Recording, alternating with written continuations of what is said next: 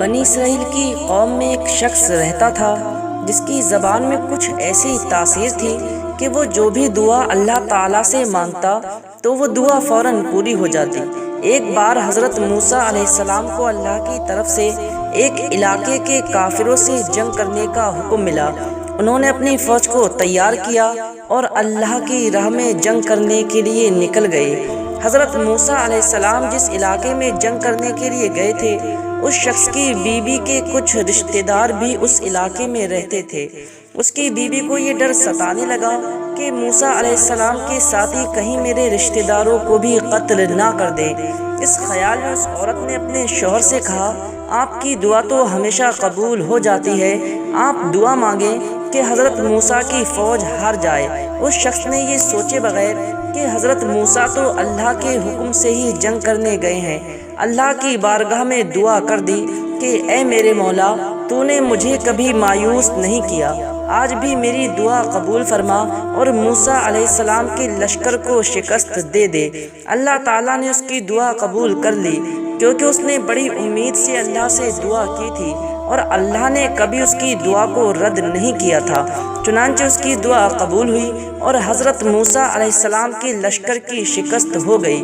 موسیٰ علیہ السلام بھی خدا کے لاڈلے نبی تھے۔ وہ فوراً اللہ کی بارگاہ میں عرض کرنے لگے، اے مولا، تو نے مجھے خود ہی جنگ کرنے کا حکم دیا اور خود ہی شکست دے دی، اس میں تیری کیا حکمت ہے؟ اللہ تعالیٰ نے فرمایا، اے موسیٰ، بے شک میں نے ہی جنگ کا حکم دیا تھا، مگر مجھ سے جب میرے ایک بندے نے دعا کی تو میں نہیں چاہتا تھا کہ میں اس کی دعا کو رد کر دوں، اس لیے کہ میں نے اس کی دعا کو کبھی بھی رد نہیں کیا۔ تو حضرت موسیٰ علیہ السلام عرض کرنے لگے، اے اللہ، وہ بندہ جو تیرے احکام کے ہی منسوخ کروانے کی خواہش رکھتا ہے، جس کو تیری رضا کے بجائے تیرے دشمنوں کی رضا جوئی منظور ہو، تو اپنے ایسے بندے سے اپنی ولایت اور بزرگی چھین لے۔ اللہ تعالیٰ بھی اس بندے سے ناراض تھا، کیونکہ اس نے اللہ کے کام میں دخل دی تھی اور کچھ بنا سوچے سمجھے اپنی بیوی کے کہنے میں آ کر حضرت موسیٰ کے خلاف دعا کر دی تھی۔ اس لیے اللہ تعالیٰ نے اس سے اپنی بزرگی اور اس کی زبان میں جو تاثیر تھی وہ چھین لی۔ جب اس شخص کی ولایت چلی گئی تو اب اس شخص کو بہت دکھ ہوا۔ اس نے خدا سے بڑی معافی مانگی اور کئی سال اللہ کی عبادت میں لگا دی، مگر اس کی زبان میں پھر وہ تاثیر واپس نہ آ سکی جو وہ دعا مانگے وہ پوری ہو جائے۔ آخر ایک دن اللہ کو اس پر رحم آ گیا۔ اللہ تعالیٰ نے فرمایا، دیکھو، اب تمہیں وہ مقام تو حاصل نہیں ہو سکتا جو تمہیں پہلے ملا تھا، لیکن تم پر اتنی مہربانی ہو سکتی ہے کہ تم مجھ سے 3 دعائیں مانگو، میں ان کو پورا کروں گا۔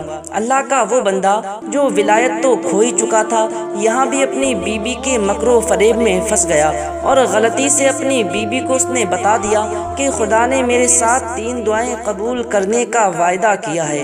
بیوی نے فوراً پہلے اپنی خواہش منوانے کے لیے اس سے کہا کہ اے میرے شوہر، تم اپنے اللہ سے یہ دعا مانگو کہ وہ مجھے دنیا کی سب سے حسین اور خوبصورت عورت بنا دے۔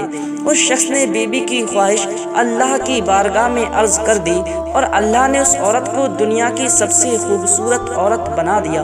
پھر اتفاق کی بات یہ ہوئی کہ وہاں سے ایک بادشاہ کا گزر ہوا۔ اس نے اتنی خوبصورت عورت دیکھی تو اس کے دل میں لالچ آ گیا۔ اس نے اس عورت سے کہا کہ تم کیا اس بوڑھے آدمی کے ساتھ رہ رہی ہو؟ تمہیں تو کسی محل میں رہ کر راج کرنا چاہیے، اگر چاہو تو میرے ساتھ چل سکتی ہو۔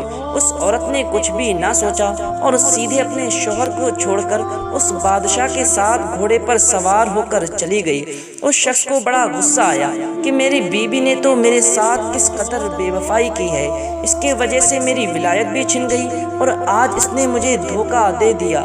اس کے پاس خدا کی طرف سے ابھی 2 دعائیں باقی تھیں جو وہ مانگ سکتا تھا۔ اس نے اللہ سے عرض کی کہ اے اللہ، اس بے وفا عورت کو تو کتیا بنا دے۔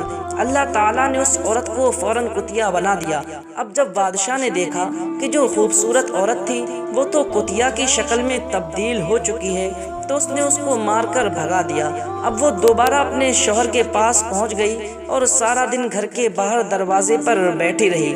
اس کے گھر میں اس کے بچے اپنی ماں کو یاد کر کر کر بہت رو رہے تھے اور بہت بھوکے تھے۔ وہ شخص بڑا پریشان ہوا اور ناچار و مجبور ہو کر بچوں کو روتا دیکھ کر اس شخص کا دل پگھل گیا، اور پھر اس نے اپنی تیسری دعا کا بھی اظہار کر دیا اور اللہ کی بارگاہ میں عرض کی کہ اے اللہ، اس عورت کو ویسی ہی عورت بنا دے جیسی یہ پہلے تھی، تاکہ یہ اپنی اولاد کو سنبھال سکے۔ اللہ نے اس کی تیسری دعا بھی قبول کی اور اس عورت کو ویسا ہی بنا دیا جیسے وہ پہلے تھی۔